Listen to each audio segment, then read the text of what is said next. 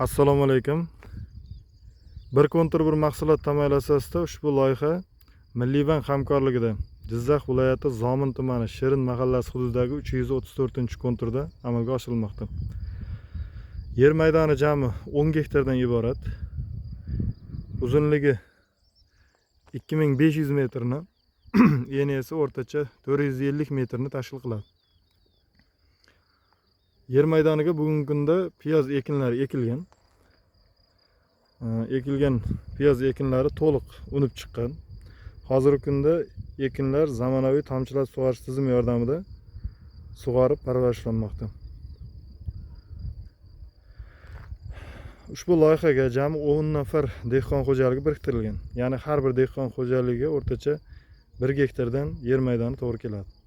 Loyihani samarali amalga oshirish maqsadida ushbu loyihaga lider tadbirkor sifatida Shirin agro kooperativ ishlab chiqarish kooperativi biriktirilgan. Kelajakda har bir gektar yer maydonidan o'rtacha 40 tonnadan, jami 10 gektar yer maydonidan o'rtacha 400 tonna piyoz hosili olinishi kutilmoqda. Bundan tashqari ikkinchi ekin sifatida ham yuqori daromadli ekin ekish rejalashtirilgan va bu orqali dehqon xo'jaliklarining yillik daromadini oshirish rejalashtirilgan.